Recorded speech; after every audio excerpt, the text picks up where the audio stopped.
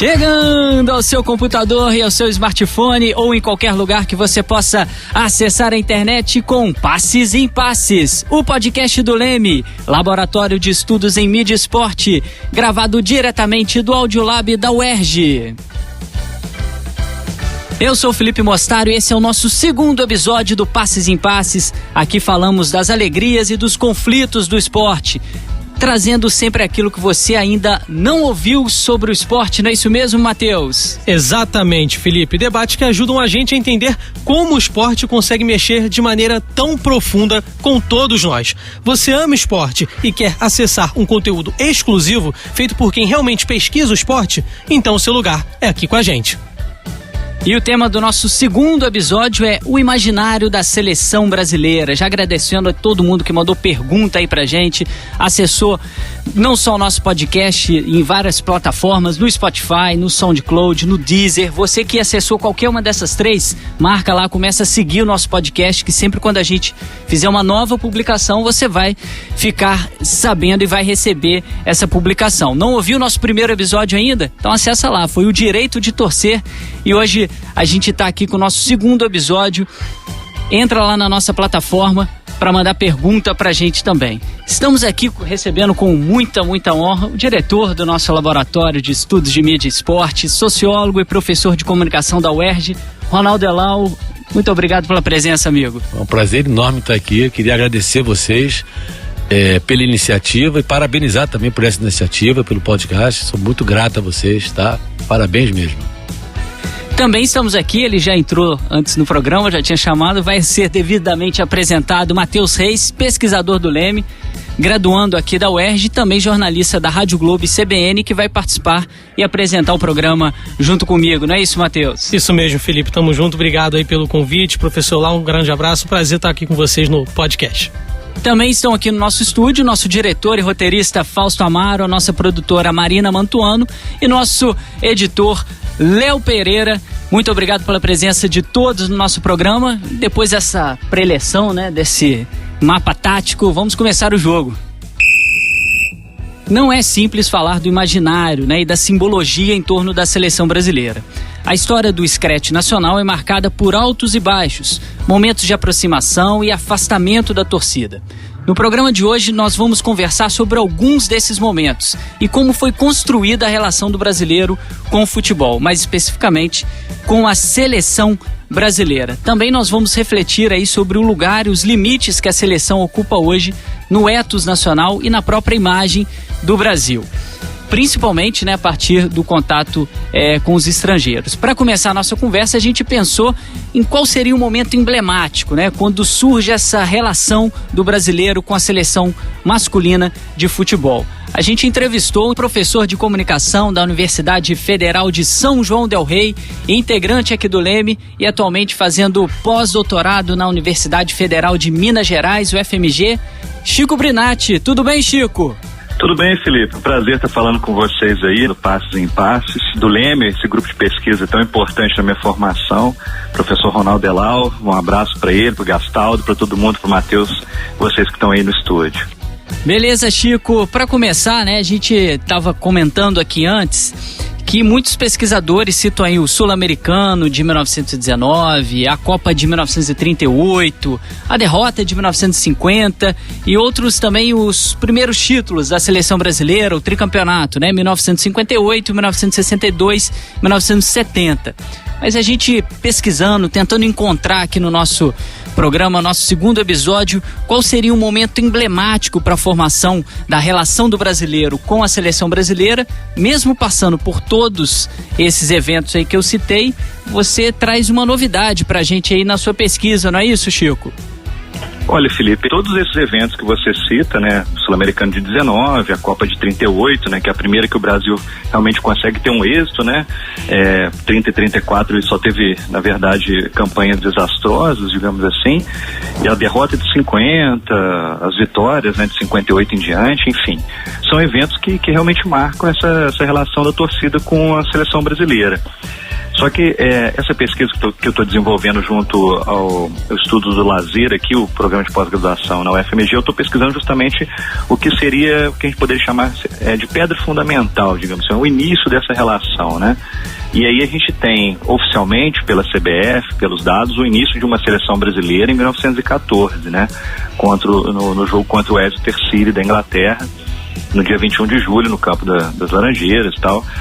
Só que antes a gente já tinha os combinados regionais, né? Então tinham jogos de times estrangeiros que vinham ao Brasil, como a seleção da Argentina, o Corinthians Team, que era um time amador da Inglaterra, né? Que veio aqui por 2 ocasiões.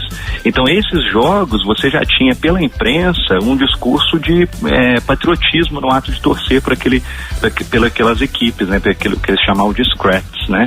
Os Scrats cariocas, paulistas, e de brasileiros que eles chamavam. Então, assim, você tem muitos elementos de simbologia nacional aplicados a esses times. O primeiro jogo, por exemplo, de 1906 contra uma equipe sul-africana que chamava Whites, que o combinado paulista perde de 6-0 em casa, ele é um jogo festivo em homenagem ao presidente recém-eleito, Afonso Pena, né, que estava fazendo uma viagem a São Paulo.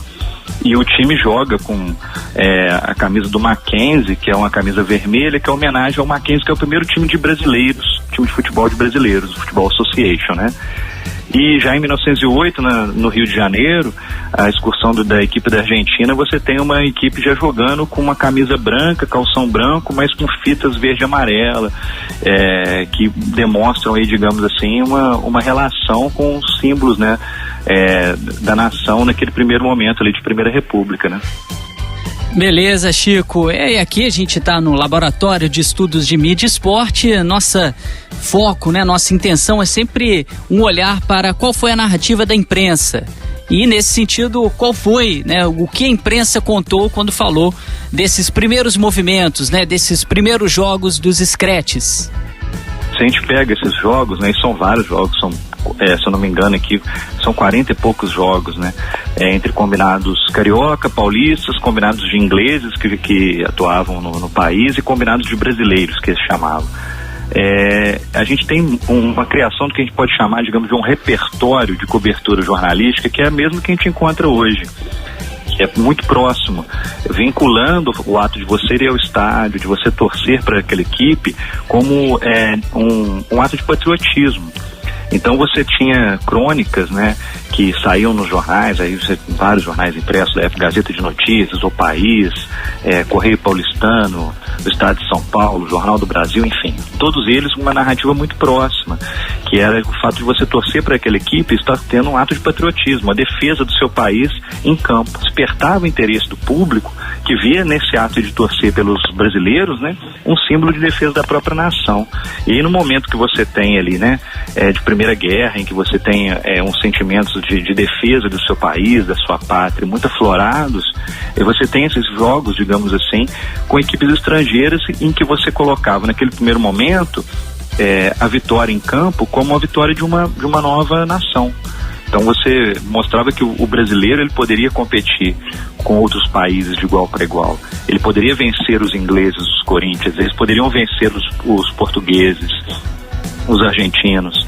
Então era meio que, como a gente fala muito de 50, quando a gente começa a dizer que o Brasil tentava se posicionar num cenário pós-guerra, né, como uma equipe, um protagonista, digamos assim, daquele momento no mundo, né, com a construção do Maracanã, de um projeto de nação para vencer aquela Copa do Mundo.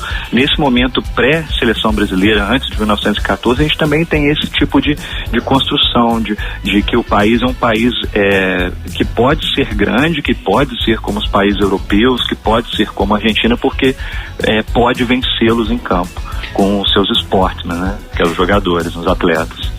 Isso indica pra gente, Chico, um ponto que vai ser fundamental aqui no nosso Passes em Passes, é a relação do esporte com outros campos, o campo político, o campo econômico, o campo midiático. Nessa sua pesquisa, né, esses primeiros movimentos desses times, a gente pode dizer que seria o início do processo narrativo que vai culminar nesses outros eventos, no Sul-Americano de 19, na Copa de 38, a derrota de 50 e por aí vai?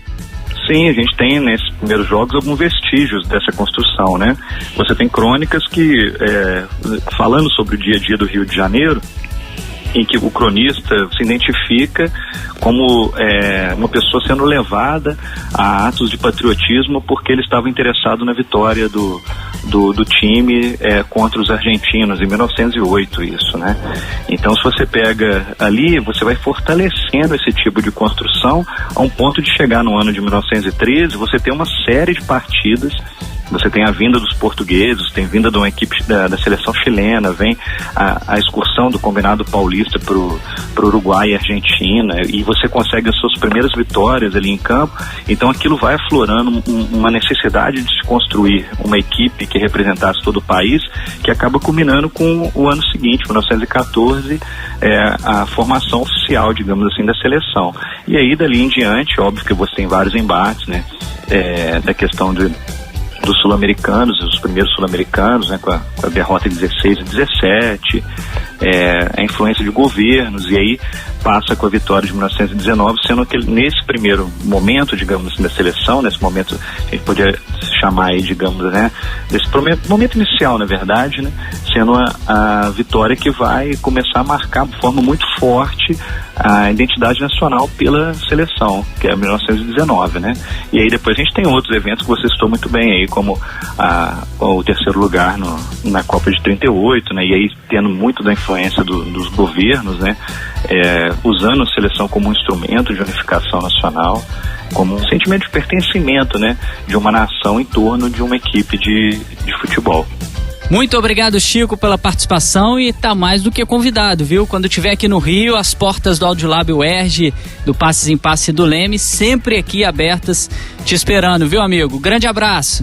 É um prazer participar, estou sempre à disposição. Um abraço para todo mundo aí, um bom programa para vocês. Voltando aqui para o nosso estúdio, vocês acham, né? Agora passando aqui para o Ronaldo e para o Matheus, tem algum evento que a gente pode aí precisar, depois de tudo que o Chico falou, desses primeiros scratches lá antes da seleção brasileira, né? Do marco que seria o jogo contra o Manchester City em 1914, o Chico disse alguns eventos que aconteceram antes, de combinados, que já tinha ali um embrião desses combinados, combinado do estado de São Paulo, combinado do estado do Rio, jogando contra times internacionais, um embrião de que essas equipes estavam representando a seleção. Ronaldo, tem algum evento que a gente pode marcar como uma pedra fundamental que definiria essa relação do brasileiro com o futebol e principalmente com a seleção brasileira? Eu acho que pelo contexto do Brasil e das nações naquele período, eu diria que a Copa de 1938. A gente tem na história do Brasil, você tem um Brasil muito distinto até 1930 e um outro Brasil, com o advento da Segunda República, a partir de 1930. Você já tinha algumas tentativas de identidade nacional com a Semana de Arte Moderna em 1922, isso vai ganhando força na década de 30. Gilberto Freire, por exemplo, lança Casagrande e Senzala, que é um livro que você tem novas formas de conceituar o Brasil, diferentes das que nós tínhamos até então, diferente, por exemplo, do Oliveira Viana, do Nina Rodrigues, pessoas importantíssimas na historiografia do Brasil, e Silvio Romero. E depois você tinha também a amizade de Gilberto Freire com Mário Filho, né, que começaram a perceber a força aglutinadora do futebol. E em 38, né, por exemplo, do lado empírico, o Brasil faz uma Copa muito boa naquele período, e você tinha um jogador que praticamente encantou o mundo, que foi o Leônidas da Silva.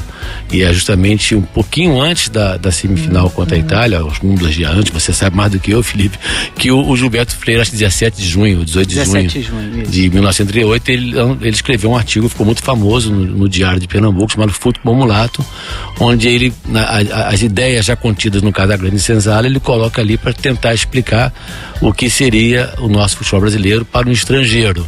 Então acho que assim, a ideia do país do futebol, e mais adiante, que não se confunde, a ideia da seleção como a pátria de chuteiras, eu acho que a mola propulsora foi em 38, pela visão dos franceses, dos estrangeiros, a nossa seleção, e por essa relação também de Estados-nações, a consolidação, surgimento e consolidação de Estados-nações, e o trabalho de Gilberto Freire junto com o Mário Filho. Você que está ouvindo o nosso podcast e está obviamente interessadíssimo em saber mais sobre esse tema, a gente vai colocar aí alguns artigos, né, que o próprio Leme já publicou e já escreveu sobre esse assunto, principalmente sobre a Copa de 38 e o tão famoso artigo, né, Futebol Mulato, do Gilberto Freire. Colocar o link aí para você na descrição, para você se aprofundar ainda mais no tema que a gente está tratando aqui hoje no nosso programa. Como você já sabe, né, o lema do nosso podcast é o esporte como você nunca ouviu. Além disso, que o Ronaldo comentou, né, a presença do rádio, a gente está falando aqui para vocês, né, do podcast, foi fundamental. Fundamental. Né? Foi a primeira Copa do Mundo que os brasileiros ouviram ao vivo, na hora em que ela estava acontecendo, e com toda a política do Vargas. E a situação do mundo era outra, do nosso futebol era outra, e também dos meios de comunicação. É um impacto, né, grande. Se as redes sociais, aí o Spotify, o SoundCloud, o Deezer, que a gente usa para divulgar o nosso podcast, impactaram de uma maneira muito forte o nosso mundo hoje. O rádio e logo depois a televisão impactaram da mesma forma. Isso foi muito intenso e acaba ajudando a confirmar essa história, né, a construir essa ideia que a Copa do Mundo de 38 seria esse embrião, essa pedra fundamental. Tem uma pesquisadora, né, que infelizmente nos deixou há pouco tempo, a gente sempre rende homenagens a ela, que é a Simone Guedes, que classifica que essa Copa seria o início da Copa do Mundo como um ritual brasileiro, não é isso, Ronaldo? Sim, na realidade ela tinha como hipótese, em um dos congressos, ela chegou a colocar que essa ideia de futebol arte, né, que foi tão assim construída no nosso imaginário, teria surgido ali na Copa de 38, pela visão dos franceses. E aí, dois grandes pesquisadores brasileiros, né, o Arley Damo, antropólogo, e o José Sérgio Leite Lopes, também antropólogo, eles já fizeram trabalhos sobre como a imprensa francesa narrou a seleção brasileira em 38, né? E meio que provando assim, que eles estavam muito encantados com o futebol brasileiro, ao mesmo tempo que eles faziam uma certa crítica na questão assim do jogo coletivo. É como se a gente tivesse intuição, mas não tivesse razão. Tem uma visão meio eurocêntrica, francocêntrica nessa história. Eu, a partir desses trabalhos do Arley e do Arley Damo, do José Sérgio Leite Lopes, eu fiz um estágio sênior, né, na França em 2017 e pesquisei os jornais de L'Equipe, principalmente focando as Copas de 58 e de 98. 58 que o Brasil é campeão e joga a semifinal e ganha de 5-2 da França, e 98 que a gente vai à final e perde 3-0 para a França. E em 58 eu percebi que aquilo que o Arley e o Zé Sérgio tinham colocado em 38 ainda permanecia, assim, o Brasil um encantamento muito grande principalmente com Garrincha, né, mais do que com Pelé, era uma coisa muito grande, um encantamento com Garrincha, mas uma certa crítica que lhe carecia o tal do jogo coletivo. Quando o Brasil ganha, ele se rende homenagens, né, e toda essa história, essa dubiedade, né, esse antagonismo, esse discurso, eu já não percebi em 98, percebi muito menos. Aí percebi aqueles estereótipos do futebol alegre, do samba, aquelas coisas que nós construímos, mas eles não podiam mais falar que carecia jogo coletivo, porque em 98 o Brasil era tetracampeão mundial. Você com certeza gostando do nosso programa, manda aí no grupo do WhatsApp lá da Pelada que você tem, dos amigos que discutem futebol. Aqui você vai ouvir o esporte como nunca ouviu, pra gente finalizar, porque a gente tem muita coisa para falar sobre a história da seleção brasileira, né? Em 1938, outro grande marco, o Ronaldo já citou aqui, foi o Leônidas da Silva, que se torna, né, o primeiro grande craque brasileiro midiático, né? O chocolate, você que já passou na padaria ou na banca e pediu um diamante negro? Diamante negro é um chocolate feito em homenagem ao Leônidas da Silva, que ganhou esse apelido na França. Foi a primeira experiência aí do marketing esportivo catalogada pelos pesquisadores, e você que não sabia disso, está sabendo agora, vai poder tirar onda com seu amigo para contar essa história para ele. Sabe o que é o diamante negro? É por causa do Leônidas. Está aprendendo muito mais aqui no nosso Passes e Impasses. O Matheus vai falar um pouquinho pra gente, voltar um pouquinho no tempo do Sul-Americano de 19, né? Que também para alguns pesquisadores é um momento importante. Não tem os elementos que o Ronaldo citou aqui, mas tem algumas coisas importantes pra gente citar, não é isso, Matheus? Isso mesmo, Felipe. Em 2019 faz 100 anos que o Brasil sediou o Sul-Americano de 1919. Eu acho que todos aqui concordam que esse foi um desses momentos de definição da formação dessa identidade entre torcedor brasileiro e a seleção brasileira, desse vínculo. Em 1919, o Brasil estava às vésperas da comemoração do centenário da independência, um período de consolidação do Estado-nação e de coesão interna entre os cidadãos brasileiros. O esporte claramente poderia servir como fator de união para aquela jovem nação, e foi assim. O futebol, em especial, já atraía numerosas parcelas da população e contava com significativa popularidade. Naquele contexto, o que vocês acham que significou para os brasileiros não apenas sediar o Sul-Americano de 1919, mas vencer também o torneio? Lembrando que naquela época não tinha a Copa do Mundo, o Sul-Americano era uma das principais competições, era um embrião também da Copa América que a gente conhece hoje em dia, né? Eu acho que... Eu diria que assim, foi, como você falou, embrião, o início, né? Mas eu acho que não teria sido ainda a mola propulsora. O futebol era amador no Brasil, começou ali um certo profissionalismo marrom, né? Alguns jogadores recebiam, mas não era oficializado que eles recebiam. Você tem o famoso caso do Vasco da Gama, que logo depois, 4 anos depois, é campeão do estado, com uma composição étnica, né? E você de classe social que as pessoas não estavam acostumadas a ver. O Vasco é expulso da liga, né? E a condição para ele voltar é de criar a história da súmula, né? Que não tinha antes, que eles tinham que assinar uma súmula para mostrar que sabiam ler e escrever, que tinha uma outra profissão, que não era um jogador de futebol, que tinha outra profissão. E eu acho que também tinha como condição a construção do estádio de São Januário, né? Então eu diria assim, claro que foi muito importante a conquista, mas em termos assim de transformar o futebol no esporte de massa, né? Eu acho que isso vem um pouco depois, até porque até esse próprio termo, né, sociedade de massa, ela começa a existir um pouquinho depois de 19. Você não se falava muito nisso. Sociedade de massa vem muito com a década de 30, com os governos totalitários, né, com o Estado interferindo na economia. Você pega até o craque da Bolsa de 29, o Estado não interferia na economia.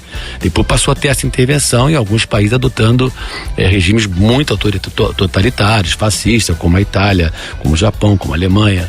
Aqui no Brasil com Getúlio Vargas, Espanha depois com Franco.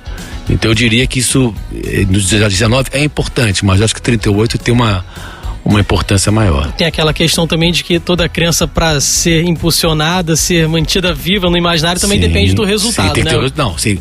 Tem 38, você tem a mola propulsora, mas para que essa ideia do país do futebol pudesse ser concretizado, o Brasil montou seleções fantásticas depois de 38, que foi entre 50 e 70, tendo vencido 3 competições, né, e sido vice-campeão de uma, né? E dizem, quer dizer, eu não vi essa seleção, não era nascido, que a seleção de 50 seria tão boa quanto a que ganhou o tricampeonato, né? Que já entrevistei o João Saldanha para minha tese de doutorado, e ele teria me dito que o Zizinho, inclusive, seria um jogador do mesmo nível do Pelé. Quer dizer, claro que a gente não tem como comprovar, são épocas distintas, mas de fato o Brasil montou seleções fantásticas, que num curto espaço de tempo ganhou 3 campeonatos e um vice-campeonato mundial, né?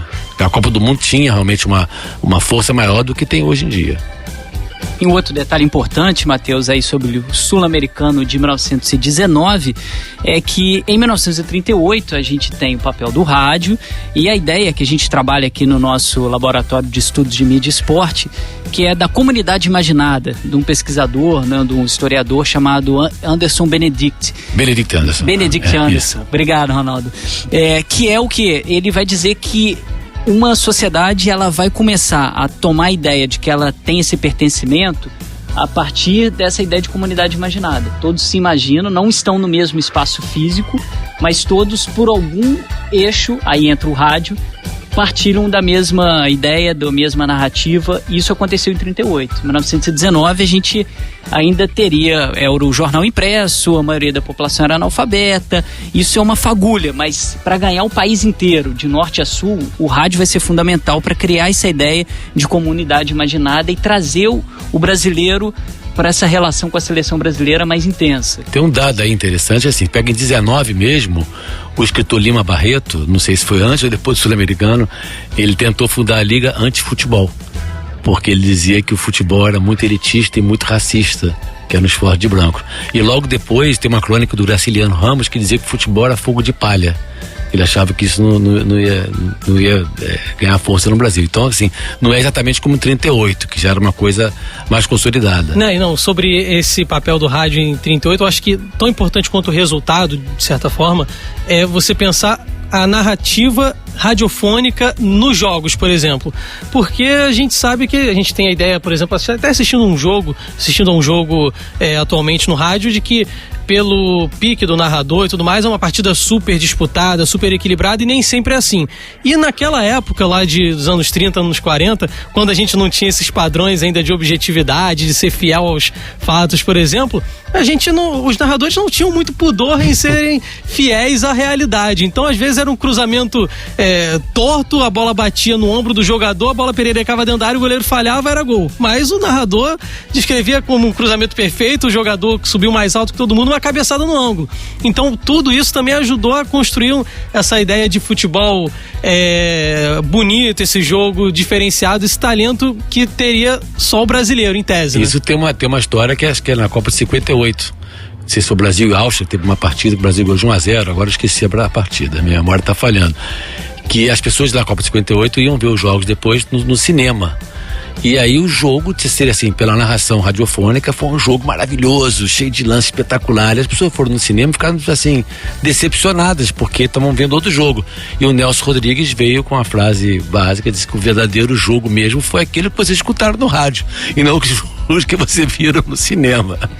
O videotape chegava 48 horas depois da partida. Interessante, Matheus, isso que você estava comentando agora, né? Quem fez a narração para o Brasil inteiro foi o Gagliano Neto, nessa Copa do Mundo de 1938. E ele tinha uma relação com a seleção que ele era um integrante praticamente da comissão técnica, né? Ele vibrava com cada lance. E você que está ouvindo o nosso Passe em Passe agora vai ficar sabendo. A primeira fake news de uma Copa do Mundo, alguém sabe qual foi a primeira fake news? Você já falou pra gente, né? Você já falou. Vou falar agora para quem está ouvindo a gente. A primeira fake news da Copa foi que o Gagliano Neto ficou tão desesperado com o famoso pênalti que o Domingos da Guia tinha feito no teria sofrido, atacante da Itália, né? E que logo depois o juiz, no resumo, né? Não teria feito, que não teria sido pênalti, não é isso? Ele teria dado um chega pra lá no cara, a bola não estava em jogo e o juiz deu pênalti mesmo assim, e a Itália abriu o placar, logo depois fez 2-0, o Brasil descontou, fez 2-1, o Brasil foi eliminado. E ele falou assim, de uma maneira tão intensa, né, contando o que tinha acontecido, que as pessoas foram pra rua pedir anulação da partida, que não podia, que se a bola não estava em jogo não poderia ter marcado pênalti. Inclusive alguns jornais aqui colocaram que o jogo será anulado, e todo mundo foi pra rua comemorar. Então foi a primeira fake news. O jogo não foi anulado, o Brasil foi disputar o terceiro e quarto com a Suécia, ganhou de 4-2, mas foi a primeira fake news que a gente tem ideia durante uma Copa do Mundo de afirmar com todas as letras na capa do jornal: jogo Brasil-Itália será anulado, vamos para a final. E o Brasil acabou não indo. Para entender um pouquinho desse imaginário de como isso que você comentou, o narrador se inseria nessa atmosfera de torcer para a nação, né? E como que isso ajudou no imaginário da seleção brasileira. Até hoje, não vou nem me prolongar muito, porque já é outra história, mas para lembrar um pouco disso, mesmo quando tem transmissão com TV, vocês lembram daquele jogo na Copa de 98, que era Brasil e Noruega? Sim. Todas as câmeras oficiais não flagraram o pênalti do Júnior Baiano em cima do jogador norueguês. Foi uma TV dinamarquesa com uma câmera exclusiva. Primeiro VAR da história. Que pegou o pênalti e só se descobriu disso. Sabe da história. Não, tinha 4 anos. Mas depois, 2 dias depois, se descobriu que realmente houve o pênalti e tudo mais. Mesmo com imagem, a gente ainda tem uma construção que pode mudar aí dos relatos do jogo. Nós vamos ter ainda um episódio especial sobre o VAR, com certeza, porque tem muita coisa pra gente comentar sobre esse uso da tecnologia no esporte. Matheus, vamos dar um saltozinho, né? Agora falar um pouquinho da outra Copa logo depois de 38, que foi a Copa de 50, que também teve um ar bem dramático para a sociedade brasileira, por alguns aspectos que você vai começar e depois a gente vai debater aqui. Isso mesmo, né? Outro grande evento sediado pelo Brasil, mas como você falou, teve um desfecho um pouco diferente. Pelo lado da infraestrutura, o Brasil contrariou as expectativas, conseguiu erguer até então o que era considerado o maior estádio do mundo, o Maracanã, capacidade para 200 mil pessoas na época. Além do Rio, outras sedes foram Belo Horizonte, Curitiba, Porto Alegre, Recife e São Paulo. O Brasil vinha de 4 vitórias vitórias e um empate na competição. Até que chegou o dia da final, a gente já sabe o desfecho dessa história, perdeu pro Uruguai. E aí houve, né, a sensação mista, né, de euforia pré-jogo e a extrema decepção pós-jogo, né, que marcou não apenas a história do futebol brasileiro, mas também a história do Brasil como nação, como país. Não à toa chamamos o episódio de Maracanazo. Pensando no imaginário da seleção, que é o tema do nosso bate-papo aqui, do podcast Passes em Passes, como essa partida moldou essa construção? Lembrando que até aquele momento o Brasil não tinha a Copa do Mundo, Argentina e Uruguai já eram potências com mais títulos, Uruguai bicampeão, inclusive bicampeão mundial, bicampeão olímpico. Bom, sobre essa Copa, um livro que eu recomendo, que é bem legal, é o livro do Paulo Perdigão, Anatomia de uma Derrota. Paulo Perdigão, inclusive, acho que era crítico de arte, ele não era um cronista esportivo, e ele relata, inclusive, que ele nem gostava tanto de futebol. Ele tinha 11 anos de idade, ele foi àquela Copa do Mundo com o pai dele. Ele relata, inclusive, que os únicos abraços que ele recebeu do pai eram nos gols do Brasil naquela Copa. E ele fica bastante traumatizado com a derrota em 50 e principalmente com o drama do Barbosa, do goleiro da seleção de 50. Ele escreveu até um conto chamado O Dia que o Brasil Perdeu a Copa, que virou um curta-metragem do Jorge Furtado, chamado Barbosa, de 12 minutos, com Antônio Fagundes, que é maravilhoso. Nesse livro, Anatomia de uma Derrota, o Paulo Perdigão, ele tem um trabalho fantástico de pegar, agora não esqueci qual foi a rádio, ele pega a rádio e ele faz minuto a minuto. Rádio Nacional. Ele pega minuto a minuto para ver o que teria acontecido. E tem no imaginário que houve um momento do jogo que o capitão do Uruguai, que era o Obdúlio Varela, teria dado um soco, um tapa no bigode, se não me engano.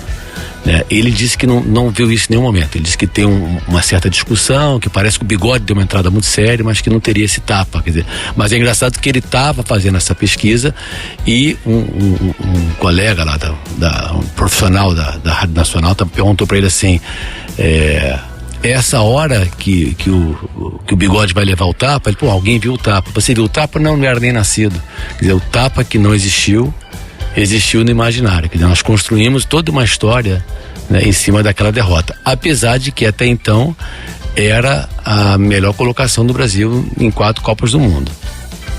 Eu acho que o que aconteceu ali é porque o Brasil tinha vindo de 2 goleadas, não era como é hoje, assim, não foi uma semifinal, uma final, eram 4 times, né, para disputar pontos, e a vitória valia 2 pontos, não valia 3 pontos, quer dizer, a vitória 3 pontos é uma coisa bem mais recente.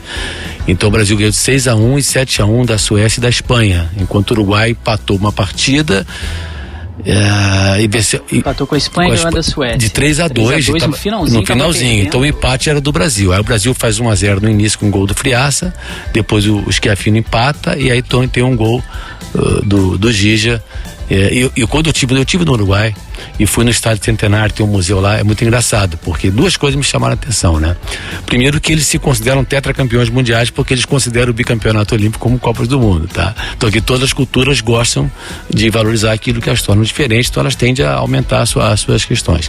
E o gol do Gija, eles botam assim, o gol do século, a importância que teve aquele gol, né, no Uruguai. Então tem várias narrativas sobre essa Copa do Mundo. Os jogadores do Uruguai e do Brasil eram amigos. Tem uma lenda, não sei se é verdade, eu acho que o Obdúlio Varela, que ele depois saiu, foi tomar um café, alguma coisa num bar em Copacabana, e viu os brasileiros muito tristes, né? Tem umas coisas que se conta aí que a gente não sabe até que ponto isso era verdade ou não, né? Mas assim, e também tem uma pesquisa que o Álvaro do Cabo fez, que acho que os 6 ou 7 confrontos, ou 8, sei lá, que ele tinha entre o Brasil e o Uruguai antes da Copa, eram partidas muito duras, com empate, 1-0 para um, 1-0 para o outro. E o Uruguai, na realidade, ele foi beneficiado de certa maneira pelo fato de que, como a Europa estava devastada pela Segunda Guerra Mundial, 2 países do que seria do grupo dele não vieram para a Copa do Mundo. Então ele fez uma partida, ganhou de 8-0 da Bolívia, não foi isso? O Filipe Ossané. E aí depois ele já entrou nesse quadrangular com Brasil, Suécia e Espanha. Sobre esse episódio, assim, eu estava até pensando um pouco sobre ele.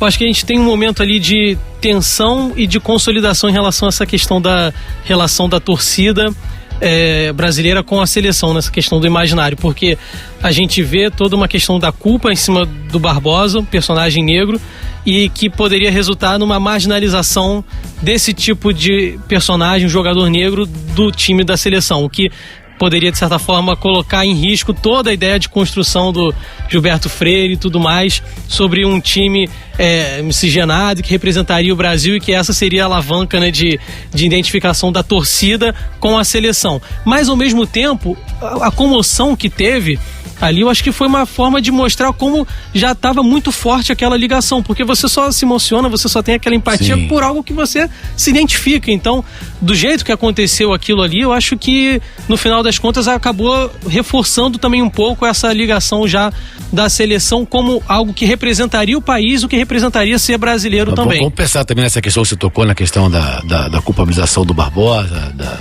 do Negro. Você pega a primeira edição do livro clássico do Mário Filho, O Negro no Futebol Brasileiro, que é uma edição de 1947. Nessa edição ele termina falando em democracia racial no Brasil. Em 1950, a segunda edição dele é 64, e ele era amigo do Gilberto Freire, com certeza ele sabia do que eu vou falar agora. Em 1950, as Nações Unidas, a Unesco, bancou pesquisas no Brasil para saber como é que eram as relações raciais no Brasil, porque ela tinha como contraponto que não tinha apartheid, não tinha segregação racial como tinha na África do Sul e nos Estados Unidos. Então, partindo da hipótese que aqui teria uma democracia racial. E aí vários brasilianistas e brasileiros, como Gilberto Freire, participaram, Florestan Fernandes, Thomas Skidmore e outros participaram, Horácio Nogueira, participaram da pesquisa e descobriram que aqui tinha racismo sim. Mas era um racismo mais camuflado, não tinha segregação, mas tinha racismo. Inclusive a primeira lei antirracismo no Brasil, eu não sei o número da lei, chamada de Lei Afonso Arinos, que foi o jurista, né? É uma lei de 52, promulgada em 52, que foi uma bailarina negra que veio com a sua trupe hospedar no hotel em São Paulo, acho que era o Hotel Serrador, se não me engano, e ela foi barrada, então foi um escândalo, ficou muito mal para o Brasil. Então teve toda essa história, aí foi a primeira lei, foi essa lei. Você pega a segunda edição do Mário Filho, que é de 64, onde ele vai agregar a derrota em 50 e o bicampeonato, 58 e 62. O Antônio Jorge Soares também, que é colega do grupo também, professor de educação física, de educação, mas tem uma pegada muito forte de história. Ele teve o cuidado de pesquisar o livro do Mário Filho nas suas duas edições, e ele percebe que o Mário Filho, apesar de dizer que não vai mudar nada na segunda edição, vai apenas acrescentar 2 capítulos, que era a revanche do Preto, a vez do Preto, se não me engano, você sabe, né? A aprovação do Preto, é isso? Aprovação do Preto, que é sobre 50, e a vez do Preto, Pelé e Garrincha. Mas aí ele muda 2 parágrafos da primeira edição de 47 para falar que a democracia racial no Brasil não era completa. Porque ele percebe que ele tinha que escrever alguma coisa nesse sentido. E tem um outro trabalho, que eu não sei o nome do título agora do livro, não sei se é da Fama ao Ostracismo, que foi a dissertação de mestrado do Sérgio Souto, que ele fala assim: apesar do Barbosa ter sido considerado culpado, assim, entre aspas, em 50, com bigode juvenal, um pouco, ele acha que a culpa do Barbosa, que o Barbosa teve uma carreira de muito sucesso depois. Sim. Ele, muito sucesso, tal, idolatrado no Brasil, no Vasco da Gama, etc. Quando o Barbosa para de jogar e o Brasil é bicampeão, é aí que a culpa dele aumenta. Aí quando quando todo mundo quer ser lembrado, para de jogar, ele quer ser esquecido, porque ele só lembra dele na culpa. Aí o Sérgio Souto faz esse trabalho de mostrar que quando o Flávio Costa morre e o Zizinho, os jornais colocam a Copa de 50 assim como uma coisa assim passageira. Foi técnico de 50, foi jogador de 50. Quando é o Barbosa, nós fazemos a meia-culpa. Aquele que foi acusado, não sei o quê, da derrota de 50. Então foi toda uma construção a posteriori. E só pra gente finalizar 50, né? Esse imaginário que é construído em torno da seleção brasileira, desse envolvimento que o Matheus estava comentando, né? Do desejo das pessoas de acharem que se a seleção vencer uma vitória delas próprias. Essa derrota de 50 ficou tão marcado. O Barbosa, em vários documentários, né, que ele dá entrevista, ele diz que a lei no Brasil condena uma pessoa no máximo por 30 anos. E no momento que ele dá entrevista já tinham se passado 30 anos. A primeira vez eu acho que é pro filme Barbosa. Acho que é de 86, eu curta-metragem, 36 anos. A pena máxima no Brasil a ser cumprida são 30 anos, eu já estou cumprindo há mais de 30. Né? E uma outra história também que ele, bem triste, né, chega às lágrimas, que ele está dentro de uma padaria, um pai entra com um filho e aponta para ele: você tá vendo aquele moço ali, você sabe quem é? E ele todo empolgado, achando que está sendo reconhecido. O pai vira e fala assim: foi ele que fez a gente perder a Copa. Fez o Brasil todo chorar. Fez o Brasil todo chorarem. Aí Barbosa, né, Isso também está, o depoimento dele também está nesse curta-metragem Barbosa, de Jorge Furtado. Que é importante a gente analisar, né, aqui no nosso Passos em Passos, como que esse imaginário é tão forte a ponto de culpar uma pessoa quase que criminalmente, realmente, por uma ação dentro de campo, de um campo de futebol. Como que o esporte não é só as 4 linhas, é muito mais. Não, e se você olhar o lance em si, porque assim, você não tinha as câmeras que você tem hoje. Não, você, o primeiro gol tem um cruzamento, o Schiaffino vai e faz o gol. Então, quando o Giz já vem pelo lado direito, é só pegar no YouTube, vocês vão ver o lance. Quando ele vem pelo lado direito, possivelmente tinha um atacante do Uruguai, o Schiaffino, entrando ali. Então ele fica meio em dúvida. Os goleiros não saíam muito como saem hoje, que sai da área. Eles não saíam muito. Então, no momento, ele pega ele no contrapé, a bola entra. Quer dizer, você pode chamar que foi uma falha, não foi um frango, né? Bem, vamos fazer uma pausa rápida aqui no nosso bate-papo, porque é hora de tocar a letra.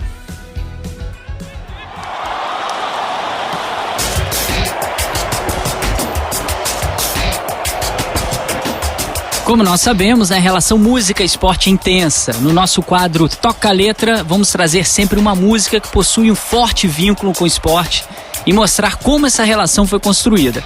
A música que nós escolhemos para o quadro de hoje, dentre tantas que falam sobre a seleção brasileira, tem tudo a ver com o episódio sobre a criação desse imaginário. Solta a música aí, Léo.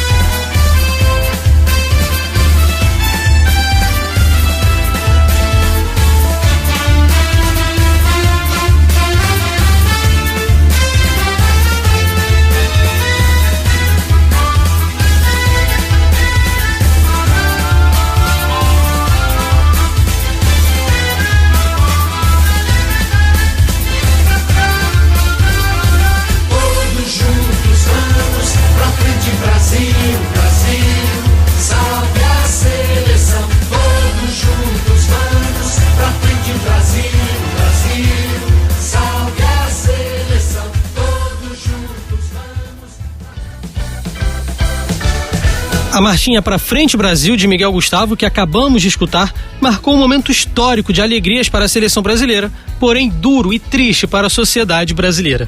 O Brasil conquistava a Copa do Mundo de 1970 no México, tricampeonato da equipe Canarinho, um time que até hoje é considerado por muitos a melhor seleção de todos os tempos. Eu tô nessa lista aí de quem acha que esse time é o melhor da história. No entanto, o país passava pela pior fase da ditadura militar. Em 68, o ato institucional número 5 foi decretado, endurecendo severamente o regime. Emílio Garrastazu Médici, comandante do país entre 69 e 74, aproveitou o clima de euforia nacional com a conquista do tricampeonato para lançar e massificar campanhas publicitárias de exaltação do país e do governo. Pra Frente Brasil se tornou praticamente um hino para a seleção brasileira na Copa de 70. Ainda mais por ser a primeira competição transmitida ao vivo e a cores para todo o país. A composição de Miguel Gustavo era reproduzida por diversas vezes nos meios de comunicação na época. E aproveitando esse gancho aí deixado pela marchinha, né? Essa famosíssima marchinha que o Matheus já deu seu histórico, a gente já falou muito sobre a Copa de 50, né? E ela é emblemática da Copa de 1970. Antes da gente chegar no foco, né, em 70, você que tá aí ouvindo a gente indo para casa, tá no intervalo do trabalho, no metrô, no ônibus, acompanhando nosso podcast e tá gostando, agora a gente vai falar um pouquinho sobre esse tricampeonato. Começando em 1958, o Ronaldo já indicou aqui na sua pesquisa como que os franceses ficaram admirados, né, como se reproduziu aquela narrativa de 38 e acabou se tornando mais robusta a ideia de futebol arte. Em 1958 é o primeiro título do Brasil e emblemático também por conta dos dois jogadores Pelé e Garrincha, não é, Ronaldo? Sim, é interessante a gente perceber, e quando a gente fala em estilo, eu sempre polemizo um pouco com essa história, né? Eu acho que quem faz o estilo são os jogadores, o talento dos jogadores. Claro, tem o trabalho do técnico também, mas não adianta, o técnico não vai conseguir fazer jogadores que não tem tanto talento fazer esse estilo que a gente chama de futebol arte.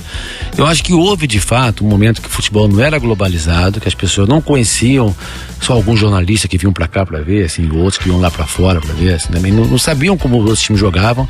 Hoje todo mundo joga na Europa, todo mundo viu futebol, todo mundo. Você monta uma seleção que tem, sei lá, falar entre vários jogadores. Você tá 4 aqui: Nilton Santos, Didi, Pelé e Garrincha. Depois você tem, em 70, você tem Clodoaldo, vou tirar o Clodoaldo, botar craques mesmo: Gerson, Pelé, Tostão e Rivelino, né? No Jairzinho, que na realidade não era a ponta direita, jogou na ponta direita. O Rivelino era 10, jogou na ponta esquerda. Então, esses jogadores acabaram assim, consolidando a história de que nosso futebol seria diferente. Toda aquelas coisas que estavam contidas no artigo do Gilberto Freire, que teria a ver com a nossa coisa mineira, com a nossa coisa baiana, com a nossa coisa da negritude, da mestiçagem, que está tudo naquele artigo. Se não tivesse tido essas conquistas, talvez o discurso não teria tão forte. Então, de fato, se houve um estilo de jogar futebol brasileiro, eu acho que talvez naquela época a gente pudesse falar em estilo. No futebol menos globalizado, talvez sim. E foi uma coincidência de fatores que eram jogadores muito excepcionais e muito bem treinados. E pouca gente fala isso, tá? A gente tem que se dar conta, agora já está se falando mais. 58, por exemplo, foi uma seleção super bem treinada, tá? Acho que uma das primeiras, pioneiras, que levou psicólogo para a Copa do Mundo, tá? Foi uma excelente preparação física. Em 70 o Brasil ficou acho que 2 meses com o trabalho do Lamartine da Costa, que foi o professor Gama Filho, conheço ele, para se adaptar à altitude do Guadalajara. Foi um exemplo para o mundo. Então o Brasil voava em Guadalajara, tá? Porque estava acostumado ficou acostumado com a altitude. Então, assim, é como se aqui no Brasil você falar em treinamento desmerecesse o talento, tá? Essas seleções eram muito boas, excelentes, muito talentosas, mas muito bem treinadas também.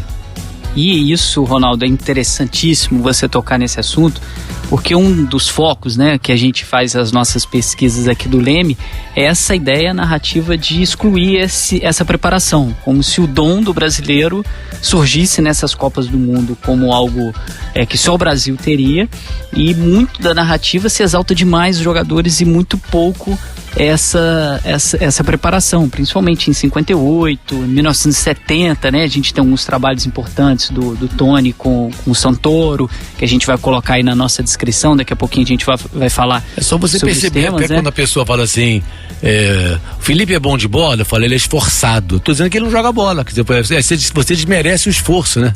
O craque nasce pronto, não precisa se esforçar. Claro, ele precisa, o pianista tem que treinar muito, né? Para ser um grande músico. Então, o jogador de futebol também renúncia, treinamento, isso não desmerece seu talento.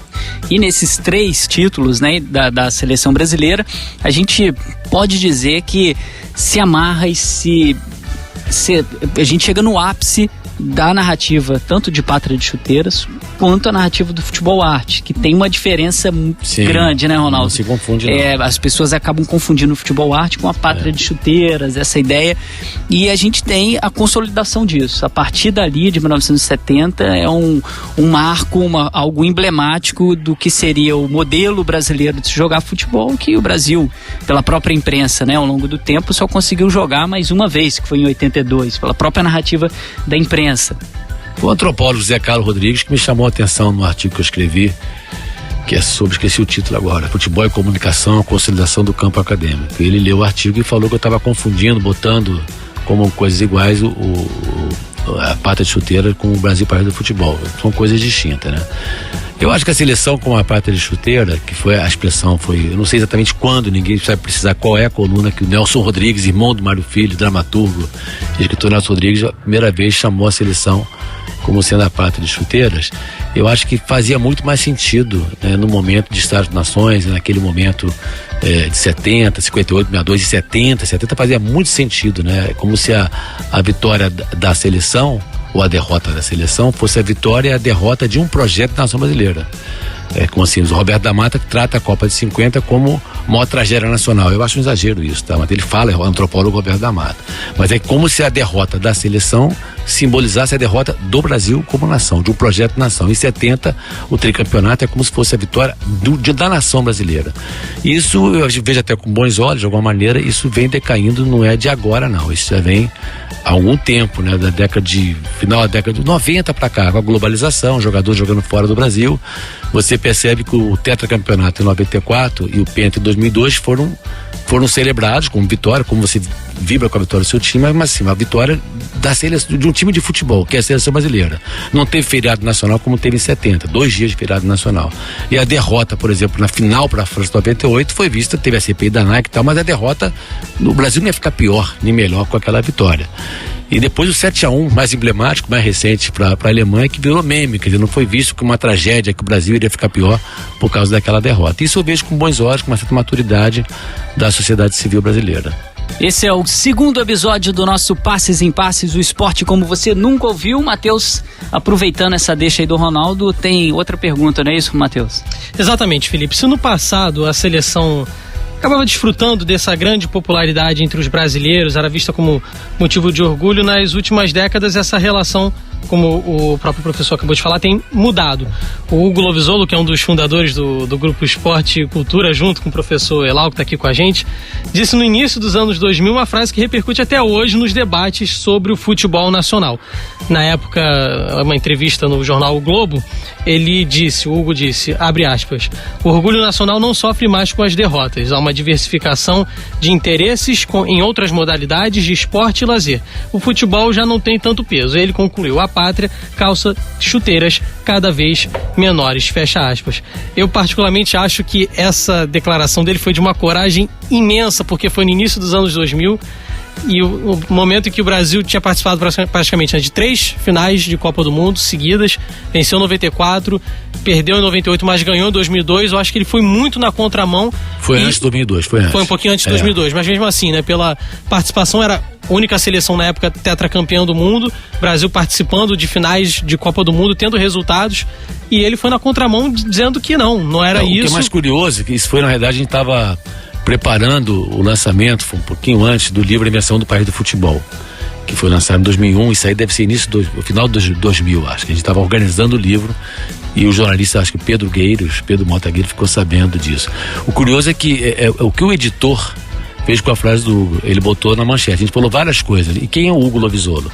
É um antropólogo brilhante, mas ele é um argentino radicado no Brasil desde 76, ou seja, ele fala com um sotaque muito forte de argentino, quer dizer, duvido que o editor ia colocar na manchete da matéria, né, a frase dita por um argentino, não colocaria, ele colocou, quer dizer, já era um movimento que os próprios jornalistas já estavam intuindo, né, que era isso que vinha acontecendo, o declínio da pátria chuteira. Depois que vi um artigo com o Antônio Jorge Soares que tem esse título, acho que o declínio da pátria chuteira, futebol, imprensa, não sei o que, na Copa 2002.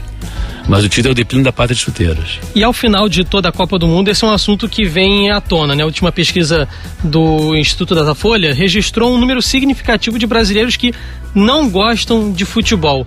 O que vocês têm a dizer, em primeiro lugar, sobre essa relação do torcedor com a seleção brasileira nesse momento atual? De um modo mais amplo, como está a relação do brasileiro do futebol? O Brasil pode voltar a ser considerado o país do futebol? Vou trazer uns dados aqui para vocês que eu peguei. 22% dos brasileiros, nessa pesquisa do Datafolha, de setembro desse ano, um mês atrás, afirmam que não tem time de futebol. A maior torcida do Brasil, acredite, é a dos sem time. Dado de setembro deste ano, como eu falei. Em janeiro de 2018, ano da Copa do Mundo, 41% dos entrevistados disseram não ter interesse por futebol. 26% grande interesse. 23% médio interesse. 9% pouco interesse. na mesma pesquisa, interesse pela Copa do Mundo. 42% não tem interesse, 24% grande interesse, 23% médio interesse, 9% pequeno interesse. E essa variação de interesse varia conforme a renda. Menor renda, menos interesse. E outro dado que eu também peguei, de 2003 até agora, seleção brasileira jogou 252 vezes, contando os 2 amistosos que vai fazer contra a Senegal e contra a Nigéria lá em Singapura. Só lembrando, Matheus, a gente está gravando o programa no dia 7 de outubro, né? Uma segunda-feira, então quem for ouvir já estiver sabendo do placar aí do Brasil e Senegal e Brasil e Nigéria, mas pode continuar que esses dados que você traz aqui pra gente são impressionantes. Vamos lá. Aí esse levantamento que eu fiz um pouquinho antes da gente falar sobre esse assunto aqui no podcast, do Passes em Passes, 252 jogos. 110 deles o Brasil era obrigado a disputar ou em casa ou fora de casa, por torneio. Eliminatória, Copa do Mundo, tudo mais, quando já tinha algum lugar pré-definido, né? Então, por conta desses torneios, o Brasil realizou 142 amistosos. Desses 142 amistosos, onde o Brasil poderia, em tese, negociar onde poderia jogar, no Brasil ou em outro lugar, 16 vezes o Brasil jogou em casa. De 142 jogos, 16 apenas em casa. Passo a bola aí pra vocês. Bom, qual é a pergunta?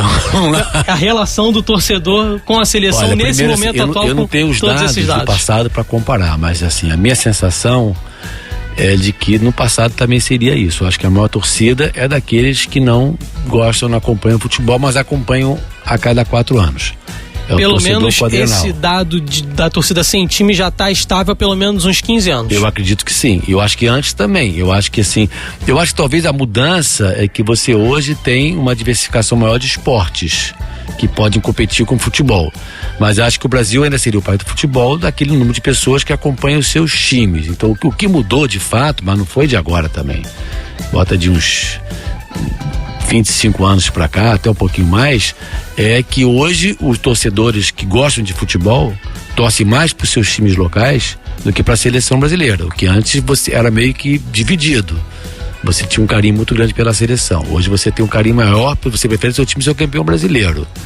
Agora você tem um fenômeno na Copa do Mundo que se junta às pessoas que apreciam o futebol, que vão assistir a Copa do Mundo, uma legião de torcedores que não sabe absolutamente nada do que acontece nesse intervalo de 4 anos, mas que fica ligada na seleção brasileira, que ainda faz do Brasil a pátria de chuteira menos, calçando chuteira cada vez menores, como disse meu colega, meu amigo Hugo Lovisolo, mas ainda faz do Brasil a pátria de chuteiras, que acompanham só em Copa do Mundo. Esses 16 jogos em casa, amistosos, dos 142, interfere alguma coisa?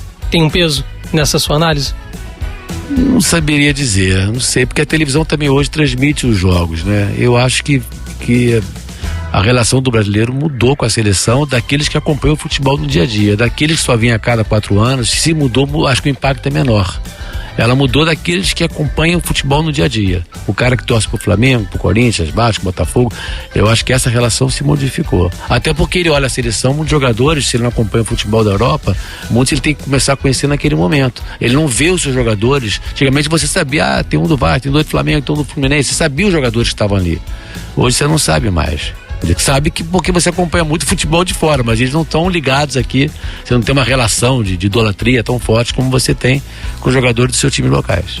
E tem uma outra relação também, Matheus, que a gente pode deixar mais explícito, né? Isso aí que você comentou, dos 16 jogos apenas aqui no Brasil. Pesquisas recentes mostraram que a maioria dos torcedores prefere ver o seu time campeão do que a seleção brasileira, né? Parece o gênio da lâmpada, né? O Aladim. O cara achou a lâmpada, esfregou e saiu, mas só pode um desejo, não é o Aladim do filme Pode 3. Você quer ver o Flamengo, Vasco, Botafogo, Fluminense campeão da Libertadores ou o Brasil campeão da Copa do Mundo? Essas pesquisas indicam que a maioria dos torcedores prefere ver o seu time Mas a seleção não vai ser campeã do mundo? Não estou interessado. Isso, né, numa análise que a gente pode fazer mais profunda na própria ideia do jogo, do envolvimento que a pessoa tem. Hoje uma pessoa está muito mais envolvida na sua localidade, né, um torcedor do Flamengo envolvido com o Flamengo, com o Vasco, do que com a seleção. Uma série de fatores.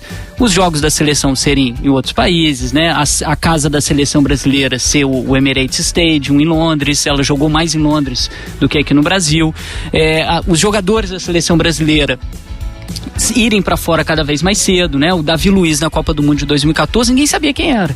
Ele saiu daqui cedo, foi jogar em Portugal, disputou uma Copa do Mundo, mas não tem aquele envolvimento, né?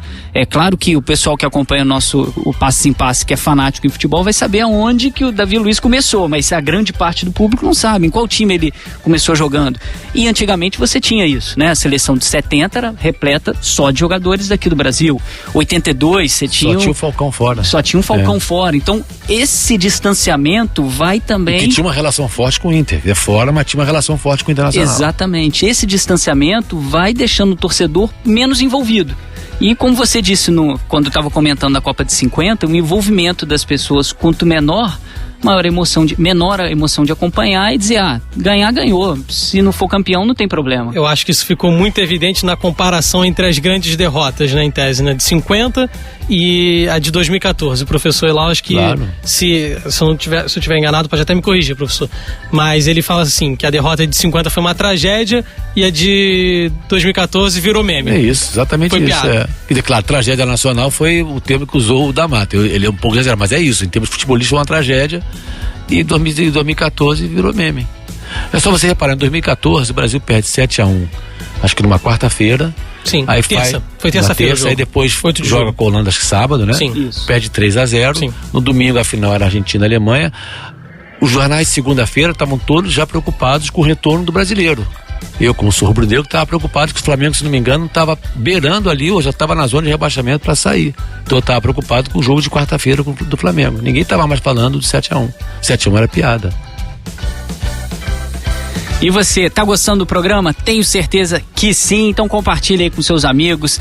E você também pode nos ajudar a fazer o Passes em Passes. Tem alguma sugestão de pauta, de tema aqui pro nosso programa? Tem perguntas? Entra lá no @LemeUERJ, lá no nosso Facebook e no Instagram também, conversa com a gente. Nosso quadro LemeCast Clube, é hora de você participar. Nós temos aí uma pergunta que foi enviada na última semana, várias perguntas, a gente agradece a todo mundo que entrou nas nossas redes para mandar, mas a gente selecionou a pergunta do Israel de Brito, @Israel de Brito, que perguntou. Vamos lá, pergunta essa para finalizar o nosso debate aqui, é bem interessante, hein? Como a apropriação da camisa da seleção por setores reacionários prejudica a mesma? Muito boa pergunta. Que pergunta maravilhosa. Eu estava esperando essa pergunta, alguma coisa para falar mais de um contexto mais atual, né? E uma pergunta que tem tudo a ver com a monografia que o nosso querido amigo Matheus está desenvolvendo. Só para explicar, eu estou fazendo uma monografia sobre essa suposta, em tese, a gente vai comprovar isso, analisar essa suposta apropriação dos símbolos nacionais por grupos conservadores, até alguns segmentos menores desses grupos chamados de reacionários, nessa crise política que vem se estendendo desde 2015 até agora, que veio no percurso todo do impeachment do governo 2013, Temer e da eleição do presidente Jair Bolsonaro.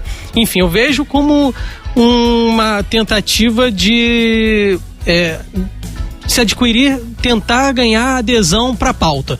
Eu acho que houve, aí eu também pesquiso um pouco a questão da participação da imprensa nisso, a gente percebe um discurso que representou na imprensa a forma como esses grupos conservadores queriam ser representados, com algumas formações discursivas, assim, como cidadão de bem, querendo o bem do Brasil e tudo mais, para esse grupo que queria, por exemplo, o impeachment e posteriormente aderiu à candidatura do presidente Jair Bolsonaro. Então, nesse cenário, a gente vê o uso dos símbolos como uma estratégia retórica aí para tentar ser uma pauta, um movimento totalizante, de que agora é o momento, não tem como mais voltar, é esse o caminho, e para isso fazer uso dos símbolos nacionais como forma de atrair, ter legitimidade, né, ganhar apoio.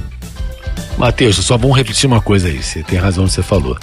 Mas isso é uma história que eu vejo pela segunda vez acontecer. Aconteceu também durante o regime militar.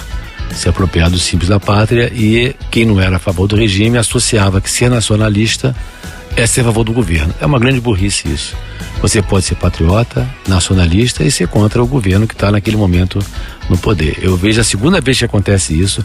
É curioso porque usa a camisa da seleção brasileira, a CBF, acusada de escândalo de corrupção, né? Podia ter a camisa da seleção, mas sem o símbolo da CBF, né? E eu vejo assim, os grupos que se dizem mais progressistas, vamos dizer, chamados de esquerda, vamos dizer assim, vão pra rua sem os símbolos da pátria, né? Com vermelho, né? Que causa um certo temor nas pessoas de que aqui poderia virar um regime não capitalista, né? O que passou longe disso, né? Durante toda essa redemocratização do Brasil, nos governos do PSDB e do PT, foi um capitalismo de mercado. Mas foi uma apropriação que eu acho que esses outros grupos que são contrários a essa apropriação, vamos dizer assim, se deixaram levar. Eu acho que está na hora de virar um pouco isso. Peraí, todos nós somos brasileiros, a gente pensa diferente, mas nós somos brasileiros. Você pode não levar a camisa da seleção com o escudo da CBF, bota uma outra coisa naquele escudo, tampa o escudo, mas vai também pra rua, né? Porque fica aquele estigma, se você tá com a camisa da seleção, você é a favor do governo. Não, você pode ser a favor do Brasil, né? E ser contra o governo e usar os símbolos da pátria. E outra parte interessante nisso, né, Matheus? O tema do nosso programa é o imaginário da seleção brasileira. E a gente tá passando aí desde lá da entrevista do Chico, passando aqui lá com 1919, 38, como que isso é construído ao longo do tempo e não tem uma coisa imposta e automática, né? Como isso é negociado, esse imaginário está o tempo inteiro em disputa, né? Em 38 a gente teve essa associação do governo Vargas, agora a gente tem isso que você está pesquisando agora, que é um grupo tentar se apoderar desse símbolo pátrio.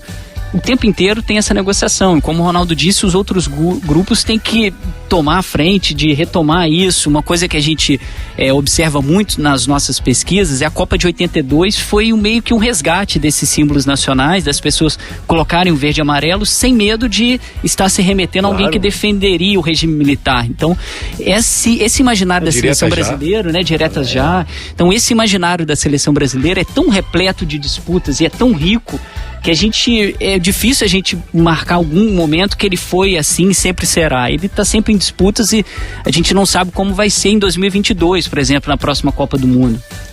A grande questão que eu tenho fazendo essa monografia, analisando esse objeto, eu concordo com uma tese do professor Elal, que ele fala como os resultados, por exemplo, em Copa do Mundo não interferiam em eleições, por exemplo, né? O exemplo de o Brasil perdeu em 98, por exemplo, o Fernando Henrique foi eleito, o Brasil ganhou em 2002. Foi em primeiro turno. Em primeiro turno. Em 2002 houve uma mudança, pela primeira vez alguém de campo progressista, o ex-presidente Lula, eleito, e o Brasil ganhou. O Brasil perdeu em 2006 e Lula foi reeleito.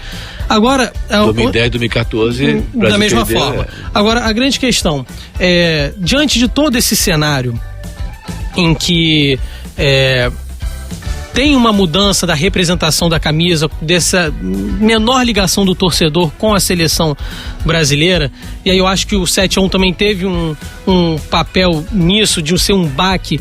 Você não acha que nesse período de mudança há um espaço para novas representações em torno tanto da camisa, tanto da seleção brasileira, que não seja a favor, por exemplo, não seja tão ligado ao esporte e possa ir para um outro campo, por exemplo, o campo da representação política da seleção brasileira, nesse vazio um pouco de representação causado pelo 7-1, ser algo mais ligado à política? Por exemplo, tem um artigo da Folha de São Paulo, que eu até peguei aqui no final, logo após o 7-1. Ele diz assim, deixa eu só pegar aqui. A ideia de uma pátria sem chuteiras, na célebre formulação de Nelson Rodrigues, terá provavelmente sofrido um subterrâneo desgaste ao longo dos anos. Um país mais diversificado, plural e rico foi deixando de ver nos campos de futebol sua única fonte de compensação diante de muitos insucessos do seu projeto econômico e social. Injustificado talvez tenha se provado o hábito de depositarmos tanto de nossa identidade nacional num único esporte, num único campo, num único jogo, que sempre é o de hoje, do futebol. A paixão futebolística sobreviverá, claro, apesar do pesadelo de ontem. Ontem se referindo à derrota do 7-1. O editorial foi no dia seguinte. Mas o massacre teve no brutal e inesquecível, não maculou apenas a mística da camisa verde e amarela. Talvez venha a significar também o encerramento de uma época em que o país, estádio, povo e torcida, governantes e técnicos, nação e seleção tendem a ser vistos como mesma coisa. Ele dá um cenário aqui praticamente de terra arrasada, em que, olha, seleção brasileira acabou com o 7-1, talvez até tomado pela emoção. Há espaço para... Isso causou esse vazio que gerou essa apropriação? É que eu tô achando, eu sou orientador de monografia dele, ele tá querendo uma orientação agora aqui, mas eu não vou orientar agora não. Tá todo mundo ouvindo, né? O pessoal aqui no nosso Passe em Passe está sendo orientado também. Tá... Vai todo mundo... grande pergunta que eu tenho. Vai todo mundo vir para assistir sua defesa, hein, Matheus? Esse vazio causou, de certa forma, isso. Porque o que eu vejo também... causou apropriação, você quer dizer? Um vazio que vem caminhando por conta dessa desvinculação da seleção e projeto de político, maneira, de nação. Mesmo essa apropriação política, eu acho que isso não vai impactar na relação do brasileiro com a seleção. Ela vai continuar, as pessoas que torcem para os seus times de futebol vão continuar nesse momento mais ligadas aos seus times de futebol. Entendeu? O que eu tô falando é assim, além da camisa da seleção, são todos os símbolos pátrios que foram sequestrados e que o outro grupo deixou esse sequestro. Ele não foi lá retomar. Falar, peraí, nós somos todos brasileiros. A gente tem divergências políticas, mas a gente vestir também, sai com bandeira do Brasil, sai com a camisa da seleção. Tá bom, tira a CBF, mas bota a camisa verde e amarela. Somos todos brasileiros.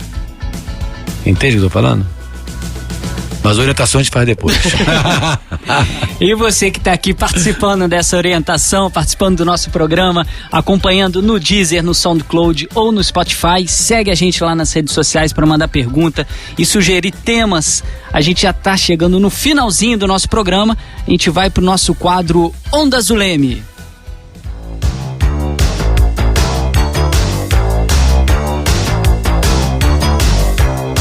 No quadro Ondas do Leme, a gente sempre indica alguns textos que se aprofundam em cada tema abordado aqui no podcast. O que está em alta quando falamos de seleção brasileira e identidade nacional. Professor Ronaldo Elal, tem algum livro ou artigo específico que você gosta de ler sobre esse assunto e gostaria de recomendar para quem está ouvindo a gente? Olha, vai parecer cabotinismo, mas é a invenção do país do futebol, que a primeira edição foi pela Mauad, em 2001, com o segundo em 2007, eu acho que ele tem vários artigos ali dentro, com um livro que eu organizei com o Hugo Lovisoro, com o Antônio Jorge Gonçalves Soares, que tratam dessas questões. Eu indicaria, talvez, a invenção do país do futebol, que tem como subtítulo Mídia, Raça e Idolatria, da editora Mauad. A gente sempre indica texto, né, mas a gente citou aqui alguns filmes importantes. Eu vou retomar o filme lá do Barbosa, que o Ronaldo falou. É fácil de achar aí no YouTube, vai estar na nossa descrição também. É muito interessante esse curta. E um outro filme também muito importante, que se aprofunda mais na Copa de 58, que é O Ano em que o Mundo Descobriu o Brasil, do José Carlos Asbeg. É um filme, um documentário muito bom, com cenas que a gente pode dizer assim, raras, né, sobre aquela Copa do Mundo, que vai falar muito sobre essa idolatria que o futebol brasileiro vai ter no planeta inteiro e como que ela começa, né, com esses jogadores. É um filme que eu gosto bastante. Um trabalho que me ajudou muito nesse processo, né, de análise de como fazer a monografia foi A Camisa Pesa, as representações simbólicas da camisa verde e amarela da seleção. Os três autores estão aqui no estúdio. Obrigado, cara, valeu. Felipe, o professor Elal e o Fausto. Eu tô baseando, realmente foi um artigo que me ajudou muito a fazer a monografia até agora, nesse estágio que eu tô. No finalzinho, tá chegando perto do fim. Eu recomendo também o livro do Chico Brenati, que a gente falou com ele no início. Foi a tese de doutorado dele, que ele fala, orientado pelo Ronaldo. Ele fala o Mineratsen, né? Maracanazo. Mineratsen versus Maracanazo. Ele faz uma análise dessas duas derrotas da seleção brasileira. Tem muito do que a gente comentou aqui, o Chico se aprofunda também. Sul-Americano de 1919, o livro do jornalista Roberto Sander, é um livro importante também que fala sobre esse episódio. Mais algum, Ronaldo? O livro do Antônio Jorge Soares e do Marcos Santoro, A Memória da Copa de 70. Muito bom também. E outro, já que a gente está comentando, Copa do Mundo, Comunicação e Identidade Cultural no País do Futebol. Um livro, né, que o Leme lançou em 2017. 2014 foi o seminário que nós organizamos. O livro foi 2017. Esse é o seu com o Álvaro. Esse é meu com o Álvaro? Então não, esse é 2014. 2014, que dá um panorama de todas as Copas emblemáticas. O título do 2017 com esse Gastaldo é parecido. Que é muito importante também. Tudo isso vai estar na nossa descrição. Você que está chegando até o final e está doido pra gente continuar falando, nosso programa está chegando ao fim, mas você pode continuar essa discussão lá nas nossas redes sociais, pode ler mais ainda sobre esse tema com essas dicas que a gente vai colocar lá na nossa descrição, na nossa página, em comunicaçãoesporte.com, fica lá a descrição.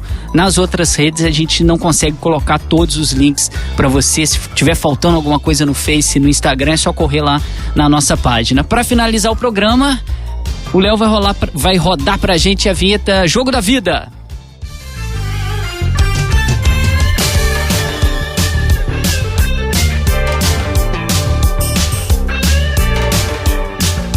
Pois é, nosso programa tá quase no fim, mas antes temos um quadro importante que é o Jogo da Vida. Qual jogo marcou sua história? Em qual momento o esporte entrou na sua vida? Quando você teve certeza de que era apaixonado pelo esporte? Ronaldo Elau, quando começou essa paixão pelo esporte, eu já sei que você vai dizer, porque eu sou seu amigo, mas como começou a sua paixão por alguma coisa? Meu pai sempre foi louco pelo Flamengo, foi um dirigente jovem do Flamengo. Eu convivi muito com os bastidores e com os jogadores do Flamengo, com a geração do Zico, né? Todos amigos da gente. Mas um jogo que me marcou foi um Flamengo-Bangu de 1966. Não foi a final que nós perdemos 3-0, foi um jogo que o Bangu tinha um timaço, tá? O pessoal pegar na internet, vocês vão ver, era um time maravilhoso do Bangu, tinha torcida também. E é um jogo, acho que uma quarta-feira de noite, tava chovendo e tava 1-0 o Bangu, o Flamengo empata, e no final do jogo, com certeza tava chovendo, porque o Almir Pernambuquinho, ele dá uma cabeçada, o goleiro espalma, a bola fica na lama, assim, entre a trave e o goleiro. Ele percebeu que ele não tinha chance de levantar, ele meio que mergulha assim de cabeça e divide a bola de cabeça com a mão do goleiro, e ela passa a linha, gol do Flamengo, que foi a primeira vez que eu vi meu pai chorar de emoção. Aí aquilo mexeu muito comigo. Mas o jogo mais marcante pra mim foi o Flamengo 3-0 contra o Liverpool, né? Enfim, eu tinha 25 anos naquele momento, o jogo foi meia-noite aqui, então foi uma coisa assim... Esse jogo foi no dia do aniversário do meu pai. O maior presente que ele recebeu na vida. 13 de dezembro de 1981. Data inesquecível. E foi uma comemoração na cidade. Depois, quando o Flamengo vence, eu morava na URCA com meus pais. Nós saímos numa caravana com meus irmãos, as galera da URCA. Tinha até um amigo, acho que aí, Nadson Coutinho, que é jornalista, foi com a gente também. E quando atravessou o túnel, tava todo parado, parecia a Copa do Mundo em 70, e papel picado, Copacabana, todo. Claro que não era Flamengo, devia estar xingando horrores, mas a galera pró-Flamengo era muito impressionante. Então foi esse jogo que me marcou. Devia ter muita gente na festa também pra aproveitar, né? Então o Adson Coutinho tá com a gente. Esses aí que o Matheus falou que não tem time, mas se festa, não, mas a pessoa o Adson era vascaíno, mas tava com a gente. Matheus. Já que a gente falou tanto de seleção brasileira e Copa do Mundo, eu vou lembrar, né, a Copa de 2002, que foi a primeira que eu vi, né, que eu entendi, né, de fato, né, já tinha 6 anos, entendia os jogos e tudo mais. E o jogo que mais me marcou, assim, de dar esse sentimento de tensão, todas essas emoções que o futebol proporciona. Primeiro, o jogo que eu vi de seleção brasileira em mata-mata, em Copa do Mundo, Brasil e Bélgica. Um jogo em Kobe, no Japão, um jogo dificílimo. Todos os jogadores daquela seleção falam que foi o jogo mais difícil daquela Copa, muito à frente da final contra a Alemanha. E o Brasil ganhou de 2-0. O Marcos foi fundamental naquele jogo, fez muitas defesas ali. Eu achava que o Brasil não ia passar. Foi o jogo que despertou as minhas emoções, assim, em Copas do Mundo pela primeira vez, dessa tensão e depois da euforia pela classificação. Brasil 2, Bélgica 0, primeiro gol do Rivaldo, chute de fora da área, e depois o Ronaldo fechou o placar, os 2 gols no segundo tempo, Brasil classificado. Final de jogo no Passes em Passes. Muito obrigado, amiga e amigo ouvinte. Felipe, Professor Elal, obrigado pelo convite, foi uma honra participar aqui com vocês. Compartilhe com seus amigos, envie seus comentários para o LemeCast Clube. Leia no nosso blog comunicaçãoesporte.com, comunicaçãoesporte.com, tudo junto, e siga as páginas do Leme, do Laboratório de Estudos em Mídia e Esporte, nas redes sociais. Vai lá no @LemeUERJ no Facebook, Instagram e bate aquele papo com a gente. Amigo Ronaldo Elal, muito obrigado pela participação, maravilha de programa, a gente te espera aqui mais vezes, viu? Bom, primeiro eu que agradeço e mais uma vez quero registrar aqui o meu contentamento, minha alegria pela iniciativa de toda essa equipe do Leme, né? O Fausto que está ali nos assistindo, você, o Matheus, né? Por essa iniciativa, né? Parabenizo muito vocês, sou muito grato a isso. Passes em Passe é uma realização do Laboratório de Estudos em Mídia e Esporte e do Audiolab da UERJ, com roteiro e direção de Fausto Amaro e Felipe Mostaro, produção de Marina Mantuano, edição de Leonardo Pereira. Nosso programa é quinzenal, a gente espera vocês no nosso 3º episódio. Vem muita coisa boa por aí, galera. Passes em Passes, o esporte como você nunca ouviu.